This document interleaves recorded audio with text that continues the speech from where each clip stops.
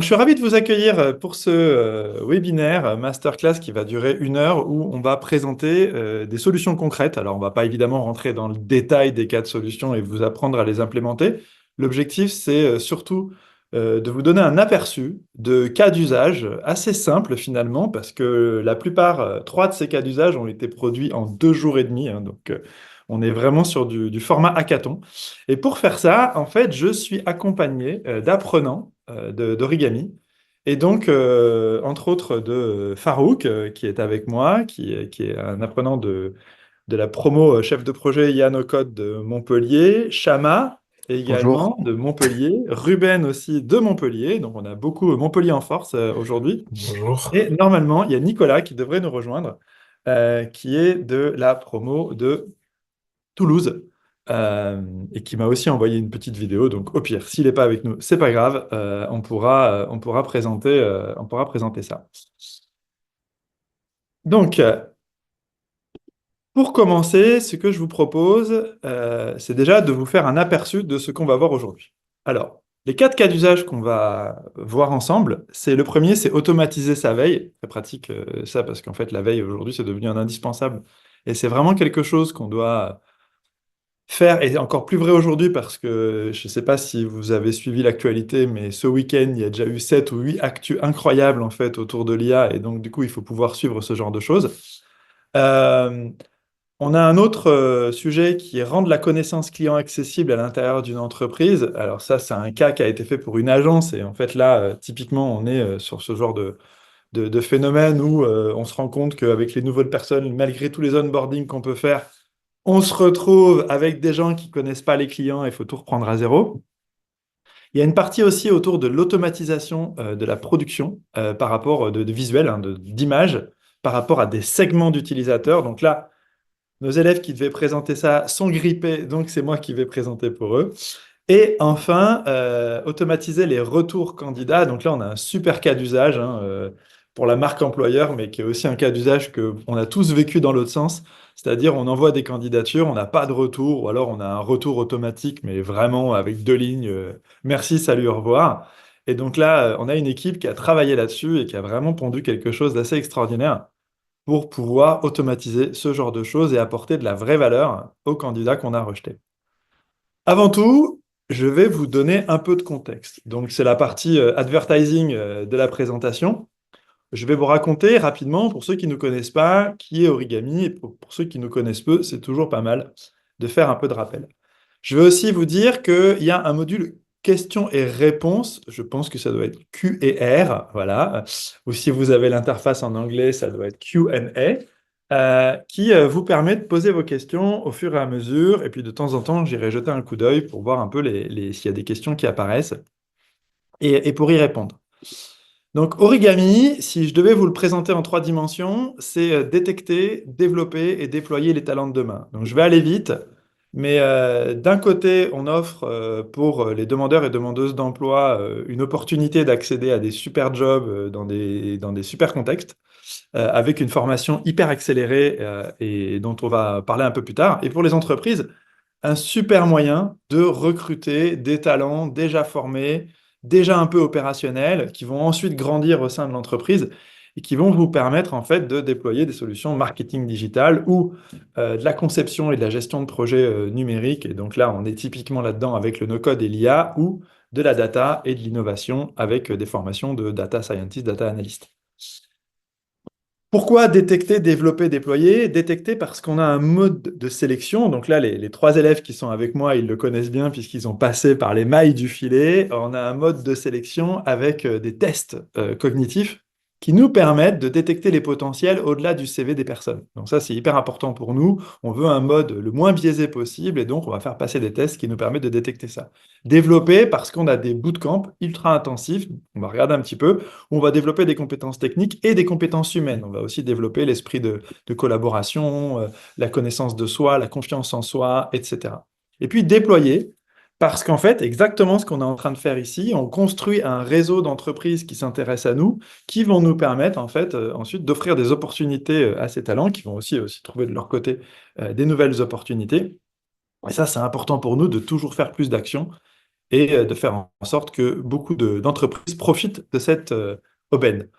On a les labels, évidemment, d'accréditation, de qualité, etc. Mais je ne vais pas m'attarder là-dessus. On n'est pas là pour ça. On est plutôt là pour parler nos codes et IA générative. Et pareil, on a une couverture géographique assez large. Aujourd'hui, on a des campus à Paris, Lyon, Lille, Montpellier. Et puis, on opère à distance à Toulouse, à Marseille et à Nantes. On a aussi une filiale à Madagascar qui opère depuis maintenant 2 ans. Ça fait 6 ans qu'on existe, on a fait plus de 100 sessions, accompagné plus de 1800 personnes. On a une très forte parité dans nos effectifs d'apprenants et dans nos effectifs aussi d'ailleurs. Et puis voilà, on a aujourd'hui un impact assez fort en fait sur le monde du travail, puisque les 2 tiers de nos apprenants sont des personnes qui étaient au chômage depuis plus de 6 mois. Et donc ça, pour nous, c'est important en fait d'offrir des opportunités, puisqu'on a des vrais talents qui en fait ont pris une mauvaise voie à un moment donné et qu'on va accompagner. On fait des formations donc pour accompagner vers ces métiers-là, donc plutôt de la reconversion ou de la réorientation, dans le marketing digital, dans la conception et la gestion de projets numériques et dans la data et l'innovation. Donc on va encore une fois avoir des accompagnements qui sont assez larges avec des bootcamps spécifiques pour différents métiers. Et comment ça marche? En fait, c'est un parcours qu'on a appelé Fast Track, où on va avoir 3 mois de bootcamp ultra intensif et très centré sur la pratique. Ils peuvent en témoigner, c'est assez fatigant. Mais pendant 3 mois, on va vraiment travailler sur des cas concrets pour pouvoir avancer. C'est d'ailleurs ça qu'on va vous présenter là, et comme ça, vous allez voir que c'est des vrais cas concrets. Et puis ensuite, on va avoir une alternance de 12 mois qui va permettre en fait de faire un démarrage un peu plus smooth dans le monde du travail tout en apportant déjà de la valeur, puisqu'on arrive avec le bootcamp dans les pattes. Et pendant le bootcamp, en fait, on va essayer de développer la singularité de chacun de nos apprenants. Dans un monde qui est complètement drivé par l'intelligence artificielle qui débarque demain avec...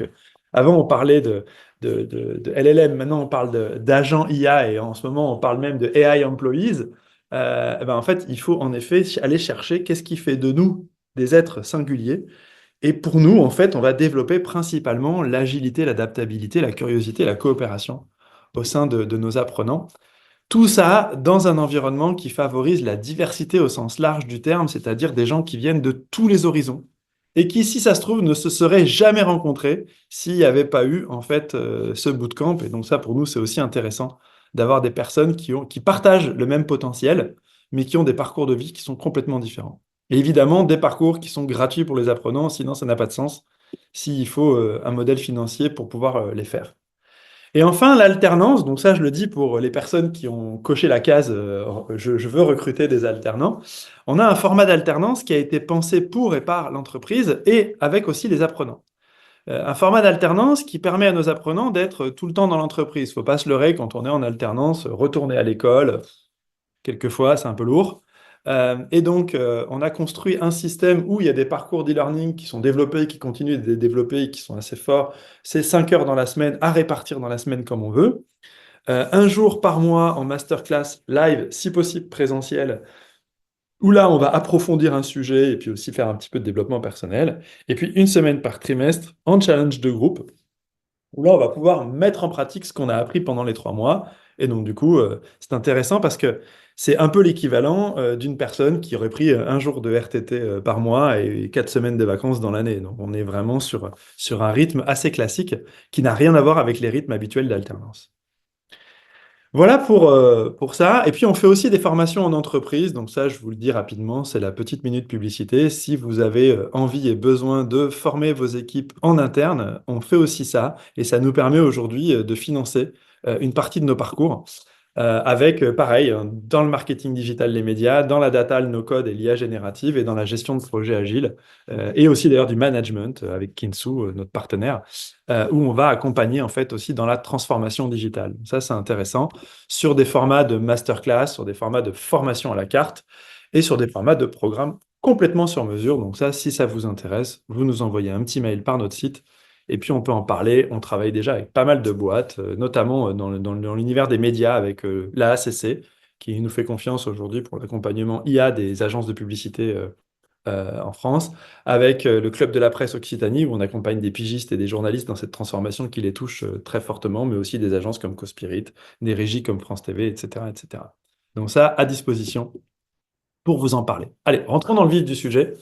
Le parcours chef de projet digital, no code et IA génératif. Qu'est-ce que c'est que ce parcours? Déjà, c'est un parcours qu'on a fait en parallèle sur 3 villes, Paris, Toulouse et Montpellier. C'était la deuxième saison de ce parcours. Et donc, du coup, une deuxième itération avec encore des améliorations. Et là, il va y en avoir une troisième qui va démarrer cette année avec aussi encore, évidemment, des améliorations. Une quinzaine, une vingtaine d'élèves par ville, donc en tout, une cinquantaine d'élèves. Les 3 mois de bootcamp, qu'est-ce qu'ils ont appris? Déjà, ils ont appris à concevoir un produit, donc à comprendre un besoin, à cadrer un projet, à analyser en fait les besoins d'un client ou d'un utilisateur, et puis ensuite à mettre ça en place, à comment traduire ça dans de la conception, c'est-à-dire à concevoir un produit, et puis enfin développer un prototype pour pouvoir avoir à la fin des 3 mois une solution ici sur un projet fil rouge qui va leur permettre en fait de monter ça. En parallèle, évidemment, il y avait de l'apport théorique et pratique avec des cours sur l'intelligence artificielle, le prompting, la collecte d'informations, les API, les automatisations, etc. Des cours sur le no-code, où en fait on a abordé principalement Airtable, Notion, Make.com, N8N, voilà, des logiciels comme ça, des softwares, etc. Et puis, un peu de marketing digital et de contenu pour entourer tout ça, en fait, d'applications pratiques et une culture assez forte autour de la tech et de la data, parce qu'en fait, aujourd'hui, même si on parle de no-code et d'IA générative, avoir des notions de code et d'architecture informatique, c'est toujours important parce qu'à un moment donné, on va se retrouver toujours à installer un environnement Python parce qu'on n'a pas le choix et qu'il faut le faire. Et donc, du coup, il vaut mieux savoir de quoi on parle. Ça nous amène à pas mal de métiers possibles, comme chef de projet automatisation, consultant IA génératif, chef de projet innovation, no-code builder, no-code maker, product builder, enfin bref. Je ne vais pas vous passer tout ça, mais aussi des métiers assez traditionnels qui se sont augmentés par l'IA, comme des chefs de projet CRM, des web marketeurs, etc., qui vont être largement augmentés par le no-code et l'IA générative. Allez, on rentre dans le vif du sujet et on va commencer, je crois, avec Chama, hein. Non, bah non, c'est Nicolas, donc du coup, qui n'est pas là. Donc du coup, c'est moi qui vais commencer. Ah, Nicolas a levé la main. Nicolas, tu as dû recevoir un mail de panéliste, mais je vais essayer quand même de te donner la parole. Voilà, on va pas te voir, mais on va t'entendre. Voilà. Ouais, tu m'entends? Très bien, on t'entend très bien, Nicolas. Ah, super, merci. Euh, Parfait. Donc, Nicolas, bah, je te laisse commencer du coup et expliquer votre projet de veille. Ok, très bien. Alors, donc bonjour à tous. Le projet de veille, c'était, on avait un cahier des charges qui nous demandait simplement de faire un outil de veille IA no code. Et le constat globalement de ces types d'outils-là, c'est que il faut vérifier la fiabilité des sources, comme indiqué, un éparpillement des actualités. On veut l'information immédiatement, ça prend beaucoup de temps. Et en plus de ça, c'est pas l'expérience la plus intéressante à faire. Si on fait ça de notre côté, c'est très individuel, il n'y a pas d'objectif, c'est très répétitif. Voilà. Donc on a eu envie de changer les choses, de bousculer les choses. Donc, d'une part, on centralise toutes les infos, toute l'actualité. Donc, on récupère les articles. Bien sûr, il y a une mise en favori, il y a un partage des informations et on peut soumettre aussi des actualités. Et la partie gamification qui nous intéresse, avec un système de quiz, de challenge qui va nous faire progresser et gagner des récompenses et nous faire débloquer des fonctionnalités sur l'application. Voilà, donc la stack globale, on dit Notion pour la gestion de projet. Automatisation principalement sur Make, on voit le scénario principal qui va donc nous récupérer tous les articles, associer des tags, les filtrer, les classer, générer des questions dessus, etc. Et sur N8N, il y a le chatbot, la base de données sur Airtable et l'interface principalement sur Software avec surtout la partie site statique sur Software et tout ce qui est quiz, ça sera sur Bubble. Et on a après, du coup, une vidéo qui va vous présenter en 2 minutes l'appli. Voilà, je te laisse cliquer. Attends, je coupe mon micro pour pas que ça fasse de Ok. la reprise. Allez, présentation très rapide de Questia. Donc, on arrive ici sur la page d'accueil avec différents onglets pour les articles challenge favoris. On a le cœur de notre solution qui est la concentration, centralisation de tout ce qui est actualité et no code sous forme de card comme ça. Donc, on peut cliquer sur n'importe lequel des articles pour avoir un résumé, le titre, différents tags associés, possibilité de mettre en favori, comme lu et noter l'article. Là, ce sont tous les articles de la semaine. On a ici le lien vers tous nos articles en base de données, avec possibilité, bien sûr, de filtrer nos résultats pour aller chercher les articles qui nous intéressent. Questia, l'intérêt, c'était d'avoir un côté gamification. On est parti, la première étape, c'est le quiz actu qui va aller chercher dans sa base de données les 5 derniers articles et poser à chaque fois une question et 4 réponses possibles par article. Concrètement, ça se présente comme ça. Donc la question, les 4 réponses possibles avec votre score. Alors moi j'ai déjà répondu, j'ai un petit message qui me dit attention Coco, tu vas pas scorer aujourd'hui. Donc on choisit la bonne réponse en fonction des articles qu'on a lus, avec le lien sur l'article au cas où d'ailleurs. Voilà, essayez de répondre au mieux. Il faut aller un peu plus lentement que moi, mais bon, pour la présentation, j'accélère. Et au bout, on a un résultat en fonction du score. Voilà, donc là, on a une coupe de bronze avec un score 2 sur 5. Ça fait progresser une barre qui va nous débloquer différents paliers et des récompenses. Ces récompenses, on pourra notamment les suivre, voir l'évolution au niveau du profil qui est entièrement personnalisable. Là, j'ai un score de 77 et à 100, je vais débloquer mon premier badge. L'étape suivante, ça sera les challenges qui vont cette fois-ci se concentrer sur des outils en particulier, par exemple Make, Notion, Airtable, etc. Vous proposez des questions bien spécifiques dessus et vous préparez notamment à la certification. Dernière chose, nous avons sur notre site la présentation de l'équipe et on a mis aussi en place un petit chatbot pour poser tout type de questions liées à l'application, par exemple. Mais c'est quoi Questia? Et on a essayé de le rendre plutôt décontracté, donc j'aime bien son style de réponse. Vous pourrez l'essayer, c'est très sympa. Voilà, la présentation est terminée. Merci. Hop, on On t'entend a mis pas, la Yann? pression pour aller Ouais. vite. Du coup, tout le monde est allé super vite. Mais voilà, ça, c'est typiquement un projet qui a été fait dans les 3 mois de bootcamp sur un groupe de 3. Vous étiez 4, peut-être 4, oui. Qui ont développé ça. Et évidemment, tout ça, c'est fait sans une seule ligne de code, hein. On a vu les solutions un peu au-dessus démontrées avec du make.com et du N8N pour tout ce qui est automatisation. Là, vous voyez le workflow de captation des informations de veille, transformation, résumé, mise en page, etc., enfin mise en forme, pour pouvoir ensuite alimenter la base de données du système. Et puis ensuite, tout ce système de gamification qui est fait 100% automatiquement, hein, Nicolas, c'est bien ça, Ouais, c'est ça. où les questions, les réponses, tout ça, c'est fait par des agents GPT qui vont en fait justement être bien paramétrés pour aller chercher ça. Et donc là, on a un système qui, honnêtement, je pense que tout le monde sera d'accord avec moi, est déjà professionnel, qui pourrait être installé dans n'importe quelle entreprise là demain. On change la thématique et on change les sources. Et on a en fait un système qui peut rendre la veille ludique et complètement automatisable, encore une fois, sans une seule ligne de code, avec quelques licences Airtable, Make.com, etc. Donc quelques dizaines d'euros par mois pour alimenter tout ça. Donc ça, c'est vraiment typiquement un exemple de la puissance du no-code et de l'IA. Il y a une question, qu'est-ce que c'est vide? Vide, j'imagine que c'est le système que tu utilises pour filmer ton écran, c'est ça? Exactement, j'avais des problèmes pour capter avec l'outil Windows, donc je suis passé par vide. Voilà, donc on a un premier cas d'usage qui est déjà un cas d'usage qu'on pourrait implémenter dans n'importe quelle entreprise, qui est comment on fait pour faire de la veille quelque chose de ludique, quelque chose d'utile, quelque chose d'installable rapidement et sans avoir à changer complètement son organisation. Encore une fois, avec que des outils no-code qui vont très simplement, c'est des briques, hein, on va paramétrer des choses. Alors quand je dis très simplement, ça a l'air d'être facile. Ça prend quand même un peu de temps à prendre en main, mais quand on les a pris en main, en fait, les possibilités, elles sont infinies. Donc bravo en tout cas, la team, parce que c'était vraiment un super cas et très très bien traité. Merci. Voilà.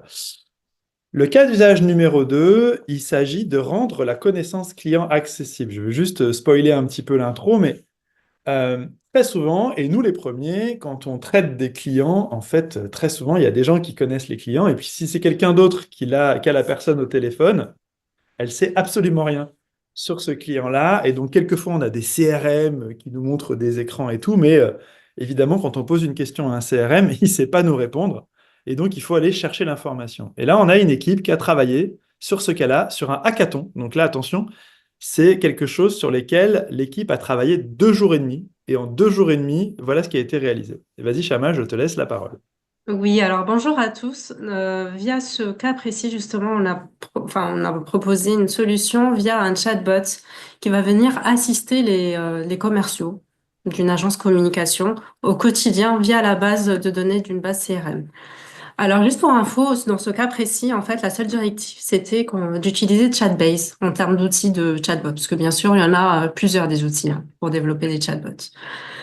Alors, qui dit chatbot connecté à une base CRM, il faut cette base CRM. Donc, ce qu'on a fait dans un premier temps, c'est de développer donc la base de données via l'outil Airtable.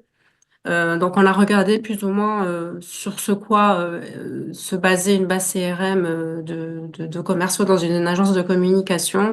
Donc, c'est entre autres des informations sur les clients, les budgets, ce qui a été remporté, si ça aboutit ou pas, les secteurs enfin, les secteurs des clients, etc., etc. Donc, c'est hyper important d'avoir déjà dans un premier temps une base de données CRM qui est très bien structurée et propre. Donc, une fois qu'on a développé tout ça, en fait, on a aussi automatisé une partie du processus, car en tout cas, à l'heure actuelle, les outils chatbot ne lisent pas les documents, les textes dynamiques. Et la base CRM, bah, c'est du texte dynamique parce que c'est quelque chose qui doit être constamment mis à jour, etc. Donc, nous, ce qu'on a fait, c'est qu'on a automatiser une partie, c'est-à-dire qu'à chaque fois qu'il va y avoir une modification sur la base de données, ça va enclencher le scénario dans Make qui va générer un Google Doc sur la base des dernières informations qui ont été mises à jour. À partir de là, ce Google Doc va être envoyé sur Google Drive qui va switcher sur du PDF. Et une fois que ça bascule en PDF, ça nous envoie le document sur notre adresse mail.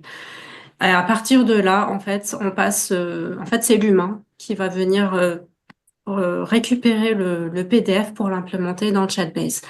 Donc, ça permet aussi d'avoir un pare-feu humain d'une certaine manière, car l'erreur n'est pas humaine, hein. Il suffit qu'il y ait une petite coquille qui se glisse sur le CRM et que derrière, il y ait des commerciaux qui interrogent le chatbot et enfin voilà, qui véhiculent des informations qui sont pas forcément bonnes. Donc, ça permet de faire une barrière. Donc là, on a la base CRM, on a le scénario mec. Il reste à développer le chatbot. Donc le chatbot, ce qui nous a pris le plus de temps, clairement, en termes, enfin voilà, il y a énormément d'itérations pour faire le prompting, pour faire en sorte à ce que le chatbot puisse vraiment répondre à ce que nous, on veut qu'il réponde pas à côté, qu'il réponde vraiment juste sur les missions qu'on lui a données, qu'il donne des réponses claires, concises, efficaces, qui ne répondent pas avec des pavés, etc., etc. Et aussi qui prennent en compte de tout ce qui est données sensibles. Mais bon, ça, en 2 jours et demi, on a déjà créé une petite base, mais bon, après, enfin voilà, il y avait énormément de solutions qu'on peut faire, mais là, en tout cas, en 2 jours et demi, il était hyper fonctionnel là-dessus. Donc là, on a implémenté notre chatbot sur une page intranet qu'on a créée rapidement pour pouvoir simuler l'interaction des commerciaux avec. Et enfin voilà, donc les commerciaux fictifs ont accès à ce chatbot pour pouvoir répondre vraiment au tac aux demandes des clients par rapport au budget, au secteur d'activité, pour pouvoir faire des recommandations donc, qui dit réponse instantanée dit satisfaction client et gain de temps. Donc voilà. Donc après, bien sûr, enfin voilà. Là, c'est vraiment la base de ce qu'on pouvait faire avec un chatbot, mais on avait plein d'idées pour pouvoir le développer, mais en 2 jours et demi, c'était un peu compliqué. Donc voilà. Super. Merci beaucoup. Merci. Alors, attends, je crois qu'il y avait. Ah, oui, c'est bon. Il y avait. Alors là aussi, on était sur un challenge assez court, hein. C'était 2 jours et demi. Donc, vous imaginez le Ouais. speed de l'équipe qui a dû aussi reproduire une base CRM fausse, hein, parce que, évidemment, on n'allait pas utiliser des vraies données pour le hackathon. Donc c'était franchement chapeau, bravo. Le système, j'ai pu le tester, il était fonctionnel. Bon, là, on n'y a plus accès parce que notre responsable pédagogique a enlevé sa carte bleue.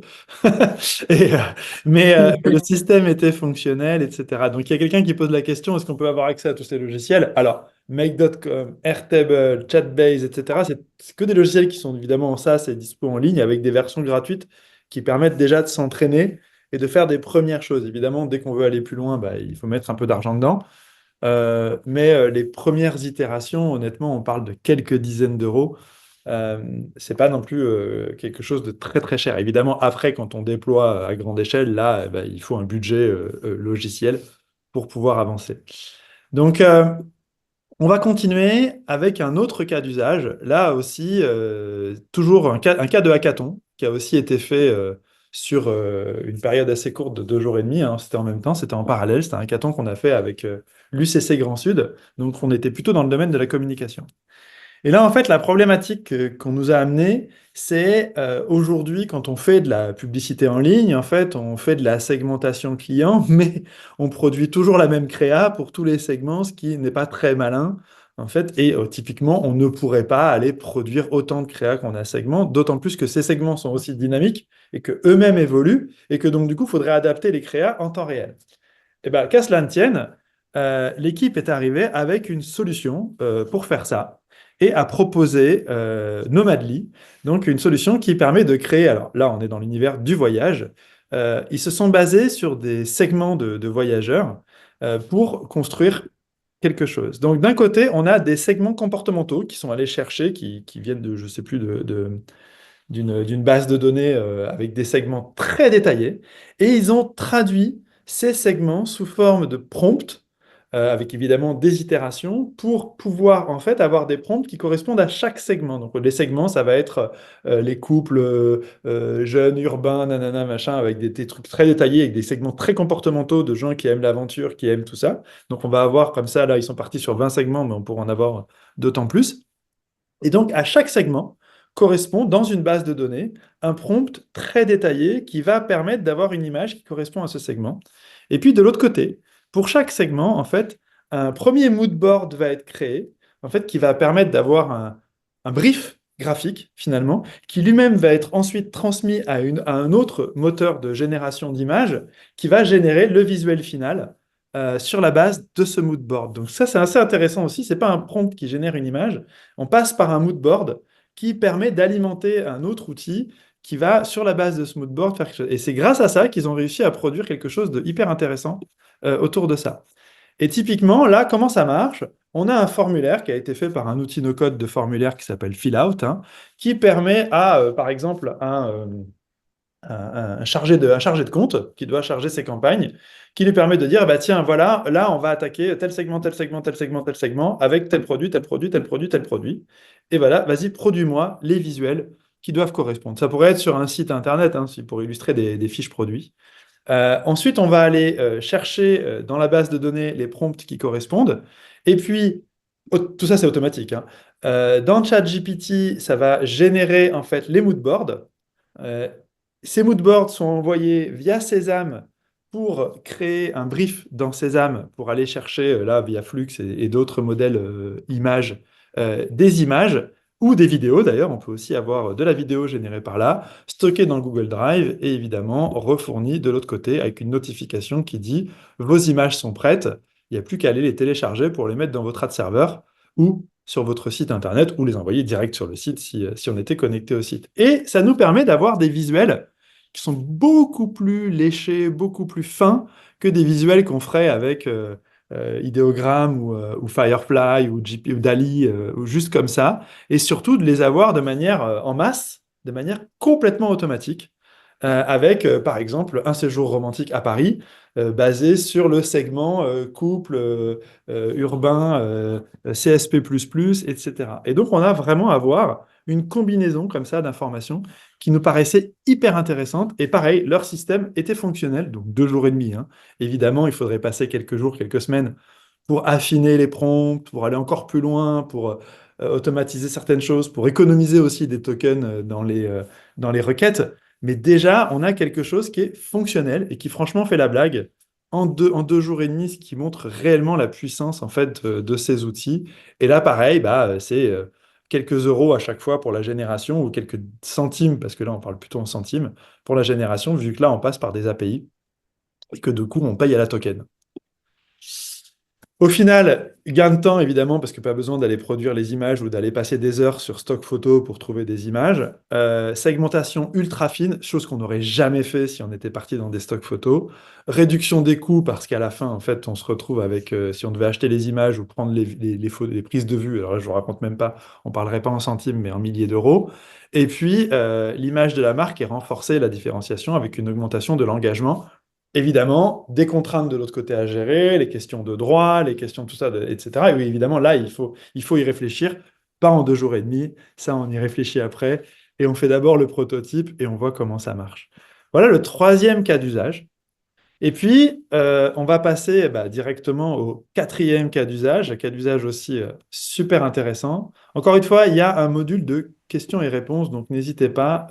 Tiens, d'ailleurs, je vais aller jeter un coup d'œil pendant qu'on y est. Hop, puisque là, on a un petit peu de temps et ça marche pas. Je n'arrive pas. Voilà. Je n'arrive pas à aller sur le module de questions-réponses. C'est très malin. Euh, on va passer directement au cas numéro 4 avec Ben et Farouk. Bonjour tout le monde. Comme vous le savez, dans le recrutement, on a tous vécu une expérience frustrante, moi y compris, surtout sur le fait de ne pas avoir de réponse après avoir postulé. Et aujourd'hui, 65% des candidats non retenus restent sans nouvelles. Et par ailleurs, les listes d'attente sont souvent mal gérées, ce qui fait passer à côté des talents promoteurs.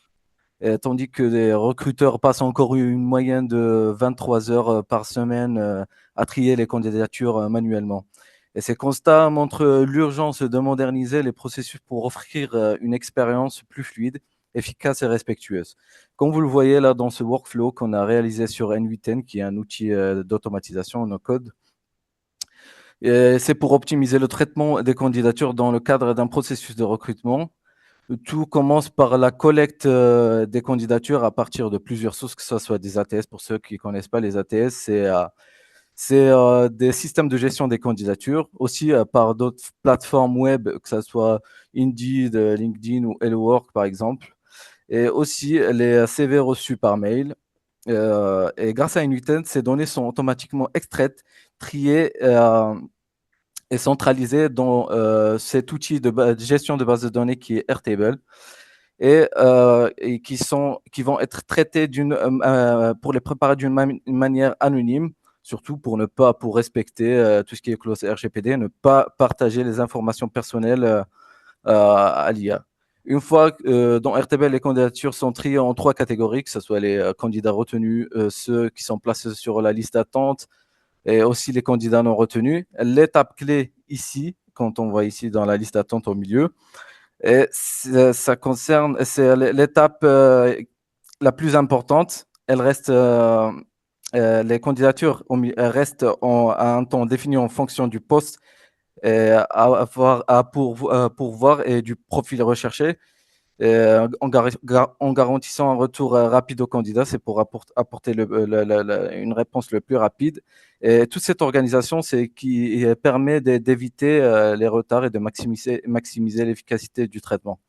Ensuite, dans notre workflow ici, comme vous le voyez, c'est un traitement de CV. On a les candidatures non retenues qui reçoivent automatiquement un mail pour planifier après directement un rendez-vous via un outil Calendly, par exemple. Et les candidats non retenus de la liste d'attente qui reçoivent un retour personnalisé. Cette mail explique ce qui leur manque pour intégrer ce type de poste tout en proposant une interaction avec un chatbot. Ce chatbot qui est conçu comme un coach virtuel qui accompagne les candidats en leur suggérant des formations pertinentes pour acquérir des compétences nécessaires ou des offres d'emploi mieux alignées avec leur profil. De plus, ce chatbot permet aussi de détecter du talent caché chez certains candidats qui ne peuvent pas être, par exemple, qui n'ont pas su mettre en avant leurs compétences dans leur CV, comme vous le voyez, par exemple, dans ce mail. Après avoir remercié le candidat, on dit bien après l'analyse qu'on a après l'analyse, par exemple, attentive de votre candidature, nous pouvons donner une suite favorable. Nous avons constaté, là, on essaie de personnaliser un peu la réponse pour mieux répondre en leur disant, voilà, nous avons constaté que certains critères essentiels tels que l'expérience en gestion de projets agiles et la maîtrise des outils no-code ne sont pas encore présents. Ça, là, on apporte vraiment une réponse pour expliquer pourquoi ce candidat il n'était pas pris et aussi de ne pas le démotiver, le mettre en valeur en leur disant cependant que nous avons relevé des atouts notables dans votre parcours et en leur proposant un coach virtuel et pour leur dire que ce n'est pas fini, nous croyons en votre potentiel en cliquant sur ce petit emoji en robot qui après nous fait basculer au chatbot. Et je laisse la parole à Ruben qui va expliquer un peu. Merci à toi, Farouk. Donc, nous avons ici un aperçu de ce qu'une conversation avec le chatbot pourrait donner. Dans ce cas, le candidat demande une formation dans l'IA et le chatbot va donc chercher dans une base de données compilée à l'avance, pardon. Il me donne donc le nom de la formation avec un descriptif léger et qui réduit à l'essentiel ce que la formation nous donne, avec ensuite quelques autres suggestions derrière. Mais avec tout ceci donc, merci Farouk, qu'apporte concrètement notre projet aux RH et à leurs entreprises? Premièrement, avec notre solution, les RH gagnent du temps et de l'efficacité en automatisant les tâches chronophages comme le traitement et le tri des CV. Deuxièmement, elle génère un retour à chaque candidat, ajoutant de la fluidité au processus de recrutement et en gardant le candidat informé de l'état de sa candidature. Troisièmement, elle nous donne la possibilité de détecter à travers les discussions avec le chatbot un potentiel caché chez un profil qui n'a pas su l'exprimer à travers sa candidature. Mais aussi, si le candidat manque de certaines compétences clés pour le poste visé, de leur mettre à disposition via le chatbot des formations qui leur apporteront des pistes pour y remédier, comme avec l'exemple précédent.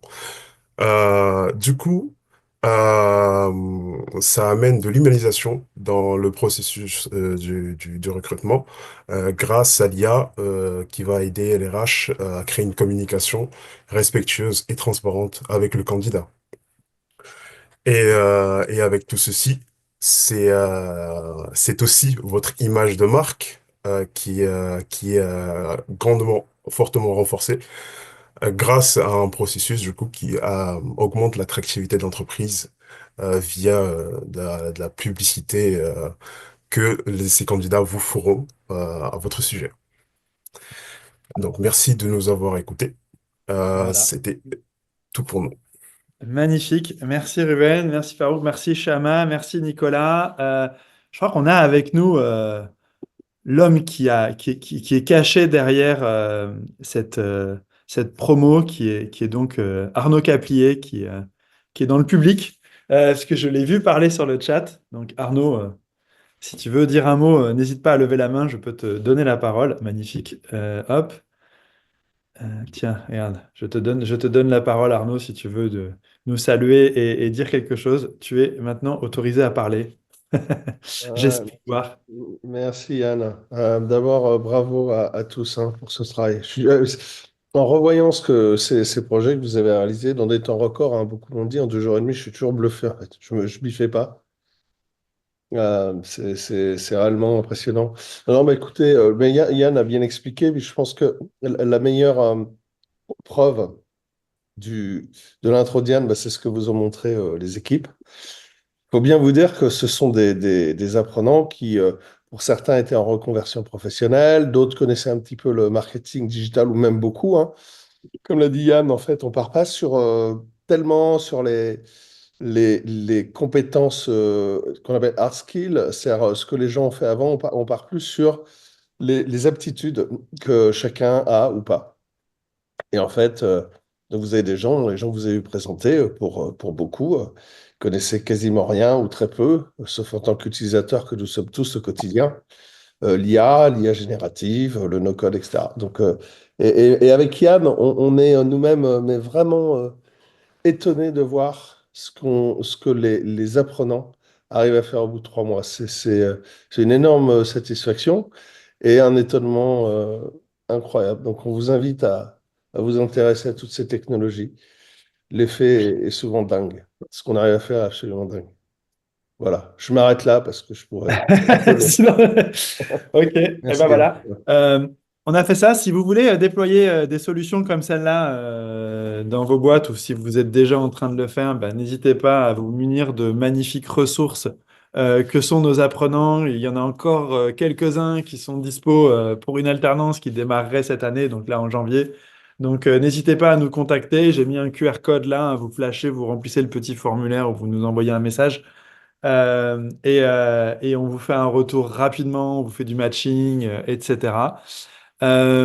L'autre chose que je voulais vous partager, c'est que j'ai pu enfin aller voir les questions. Il y avait des questions sur les coûts. C'est toujours difficile de donner des coûts, mais là, typiquement, les 4 cas d'usage qu'on a vus là, ça va dépendre surtout du volume qu'on va générer parce qu'en fait, on utilise les API, donc on est en volume, on paye par milliers de tokens. Mais là, techniquement, alors Arnaud, tu m'arrêtes si je me trompe, mais on va être sur des coûts de quelques dizaines d'euros si on est dans une PME, et puis ça peut être quelques centaines d'euros si on commence à traiter tous les mois, hein, si on commence à traiter des plus gros volumes, mais ça reste très intéressant. Et alors l'autre chose qui est intéressante, c'est que ce qui peut coûter cher, c'est les tokens, hein, c'est donc les coûts de l'IA. Et en fait, les prix sont divisés par 5-10 à peu près tous les 2 mois en ce moment. Il y a des nouveaux modèles qui arrivent qui coûtent 10 fois moins cher que les modèles précédents. Et donc, ce qui est intéressant aussi avec ces API, c'est que si jamais on veut changer de modèle, il suffit de switcher la prise, de débrancher d'un côté, de rebrancher de l'autre. Et la plupart du temps, ça reste juste à modifier quelques clés au milieu et ça continue de marcher. Donc, le coût aujourd'hui ne veut pas dire grand-chose parce que c'est comme l'informatique dans les années 80-90, hein, on suit une loi de croissance qui fait que le prix diminue et la puissance augmente. Il y avait aussi une question autour du RGPD, autour de la sécurité, autour de tout ça. Évidemment, c'est des questions qu'il faut se poser. Là, pour l'exemple, en 2 jours et demi de hackathon, ils ont utilisé Airtable. Alors, on est dans du B2B, hein, donc là, typiquement, les données qu'on va mettre ne sont pas trop des données personnelles. Mais typiquement, si on voulait aller chercher quelque chose d'hébergé en France, il y a des solutions comme TimeTonic, ou hébergé en Europe, des solutions comme TimeTonic et des solutions comme ça qui vont nous permettre de faire ça. Donc, en fait, il y a toujours une réponse possible. Autour de ça, il ne faut pas diaboliser cet environnement, cet écosystème. De la même manière, si on veut avoir en local les informations et pas les partager sur des chatbots ou des API d'IA disponibles comme ça à l'extérieur où on ne sait pas trop où les données vont se balader. Aujourd'hui, il y a des modèles comme Llama et les nouveaux modèles chinois qui arrivent là, qui s'installent, qui sont open source. Évidemment, là, ça demande un peu d'infrastructure, etc., pour les installer. Mais là, avec un peu de travail au départ, on peut se créer ses propres agents qui travaillent sur nos serveurs et avec déjà des outils ultra puissants. Mais bon, pour du proof of concept, pour du démarrage, pour voir et mesurer avant de se lancer dans des grands projets l'impact que ces projets-là peuvent avoir sur une organisation, réellement, je vous invite à tester, à créer vos propres agents ou à faire créer vos propres agents autour de ça. Il y a aujourd'hui pas mal de consultants qui permettent de le faire et des alternants qui permettent d'être votre bras armé à l'intérieur de l'entreprise. Hop. Alors, il y a Bénédicte justement qui demande en fait combien ça coûterait pour une société. Ben, c'est ce que je dis, c'est assez compliqué de dire un prix, mais là, je sais pas, par exemple, le cas d'usage autour de la veille, c'est quelques dizaines d'euros par mois en fait. C'est pas du tout quelque chose de très cher. La licence software coûte pas grand-chose parce que là, il y a besoin d'un administrateur. Vas-y Arnaud, tu veux dire quelque chose? Vas-y. Ouais, pour donner des idées de coûts, en fait, si je prends l'exemple de ce que vous a montré Shama sur le chatbot, l'abonnement sur Chatbase, c'est 30 € par mois. Alors après, tout ça, c'est toujours pareil, c'est-à-dire que dès que vous allez avoir beaucoup de volume, ça peut enfler quand même assez vite. Donc, en revanche, si vous regardez les projets d'automatisation, ce qui coûte souvent le plus cher, pardon, c'est l'appel à l'API. Alors, dans le bootcamp, on utilise beaucoup l'API OpenAI. Et si vous utilisez du GPT-4o, ça peut coûter assez vite très cher, en fait. Voilà. Donc, il faut être très vigilant sur les appels à API. Et après, un outil comme Make, bah, si vous êtes sur des gros volumes, ça peut revenir cher. Mais c'est vraiment que si vous décidez d'installer Make sur des grandes entreprises, etc., bon, où là, il faut plutôt passer sur des hébergements en local avec des contrats ad hoc. Ce qu'on a mis dans une solution comme N8N, une société allemande qui est plutôt connue des initiés, on va dire, hein. C'est que justement, vous pouvez héberger beaucoup en local et in fine, ça coûte beaucoup, beaucoup moins cher. Donc, on va dire qu'il y a deux points de vigilance. C'est bah, la licence de l'application no code, où là, bah, considérez aussi les solutions open source. Je pense qu'un 8N, de ce point de vue, et plein d'autres aspects intéressants, très intéressants. Euh, et puis, les appels à API qui peuvent, si vous... Nous, en fait, on utilise quasiment que GPT-4o mini sur le bootcamp et ça coûte 10 à 20 fois moins cher. Voilà, donc faire très attention aux appels API. Voilà. Mais Il faut faire des tests, il faut essayer différentes solutions, voir le rapport entre le rendu et ça. Ce que je trouve intéressant dans tout ça, c'est que ça montre en fait que l'IA génératif, c'est bien plus que aller demander à ChatGPT comment préparer son prochain voyage et que c'est quelque chose de vraiment très intéressant. Je crois qu'il y a Farouk qui voulait dire quelque chose aussi. J'allais rejoindre Arnaud sur les frais à peu près de N8N, parce que N8N, on peut l'héberger bien sûr dans un serveur, ce qui peut vraiment coûter rien du tout.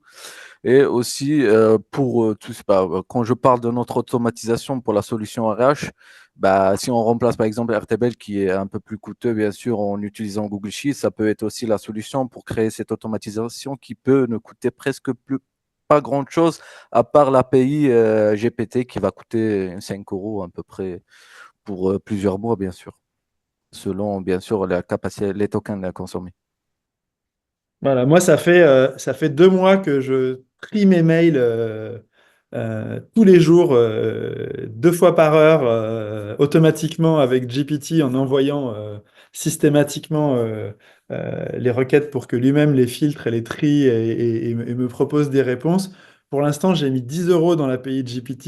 Ils sont toujours là. Enfin, il doit m'en rester 4 ou 5. Donc, vous voyez, j'utilise 4 mini. Ça marche déjà très bien. Et franchement, pourtant, je lui en envoie des tokens.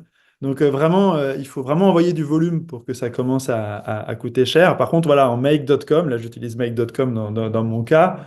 Là, par contre, j'ai dû passer à l'abonnement de 20 euros par mois. Donc, c'est pas non plus des fortunes. Mais ça me coûtait trop d'opérations. Arnaud, tu voulais dire encore quelque chose? non, non, mais comme tu me donnes la main, je rebondis. Euh, il y a une annonce qui a eu lieu, j'ai vu ça ce matin, donc c'est peut-être passé ce week-end, où en fait OpenAI annonce un accès en mode API à son modèle qui est avancé en raisonnement, qui est le GPT-01. Voilà, il demande une dépense minimum de 1000 euros. Donc, il faut quand même avoir à l'esprit que pour pouvoir accès au modèle en API, il faut avoir à l'esprit que les prix sont bas aujourd'hui, mais que les modèles très avancés vont coûter de plus en plus cher. Après, nous, notre expérience, comme l'a dit Yann avec 4 mini, c'est que globalement, vous prenez un 4 mini qui coûte vraiment pas cher, vous couvrez 90% des cas d'usage, mais vraiment, hein. Voilà. Donc voilà. Après, c'est un point de vigilance. Il faut être vigilant sur quel modèle on utilise pour quel cas d'application. Il faut piloter, mais ça reste super raisonnable. Voilà, l'heure touche à sa fin. N'hésitez pas à nous envoyer des messages par LinkedIn, etc. Si vous voulez en savoir plus. L'avenir, là, c'est clairement les agents, hein. On est passé du chatbot à l'agentic AI. Même maintenant, comme on disait tout à l'heure, on parle d'AI employees et de multi-agents en fait, qui travaillent ensemble. On commence à avoir des cartes graphiques qui peuvent s'acheter par des agents eux-mêmes, qui eux-mêmes se louent leurs propres cartes graphiques et leurs propres espaces quand ils ont besoin de plus de plus de puissance de calcul. Donc, si l'IA est déjà capable elle-même de dimensionner ses propres serveurs, ça y est, ça commence à devenir vraiment impressionnant. Et donc, voilà, donc c'est maintenant qu'il faut s'y intéresser pour comprendre les cas d'usage. Il y a des questions sur quand sont les prochaines sessions et les villes concernées. Pour l'instant, alors j'aurais dû réviser avant de lancer le webinaire, mais pour l'instant, on a des sessions qui vont être prévues probablement en mars et en mai. C'est sûr à Paris, probablement à Montpellier aussi. Tout ça, ça va être publié sur notre site internet, mais n'hésitez pas en tout cas à vous inscrire sur le site. Il y a un parcours d'orientation. C'est un espèce de chien avec 3 têtes là, en bas du site. N'hésitez pas à vous inscrire sur ce parcours en fait, parce que du coup, ça vous permet de rentrer dans le processus. Et là, les personnes du sourcing, en fait, vous êtes dans l'ATS du sourcing. Et donc là, du coup, parce qu'elles ont beaucoup, beaucoup de travail en ce moment, elles peuvent mieux vous orienter et mieux vous donner le rapport. Alors, il y a la question qui tue, c'est quelle est la chance d'être sélectionné rapport candidat apprenant? Ça dépend des sessions, mais on a systématiquement des sessions entre 15 et 20 apprenants et on a, allez, on va dire au minimum 150 candidats et au maximum 4 à 500 candidats. Donc, c'est entre 15 et 5%. Voilà, la chance d'être pris. Mais comme on dit, 100% des gagnants ont tenté leur chance. Et oui, c'est mieux que Squid Game. Donc, n'hésitez pas quand même. De toute façon, c'est gratuit. On ne va pas vous demander de frais d'inscription ou quoi que ce soit. Le test que vous allez faire, le test Assess Force, vous permet aussi d'avoir une bonne vue de vous-même. C'est assez sympa. Donc, vous partez quand même avec quelque chose. Et on va bientôt installer la solution de Farouk et Ruben Ah, pour qu'il y ait des avec contenus plaisir. personnalisés. Aujourd'hui, il y a des séances. Encore merci d'avoir assisté à ça. Il y a il y a Florian qui pose est-ce que vous avez un pitch magique pour amadouer les DSI au sujet des outils liés no code automatisation? Non, Florian, on en reparlera. Je pense que il va falloir qu'on monte carrément une API spécifique pour ça. Mais on en reparlera rapidement. Merci beaucoup à tout le monde. Merci d'être venu dans cette heure de déjeuner et à Merci, très merci. bientôt. N'hésitez pas encore à nous contacter si vous avez besoin d'informations complémentaires. À bientôt.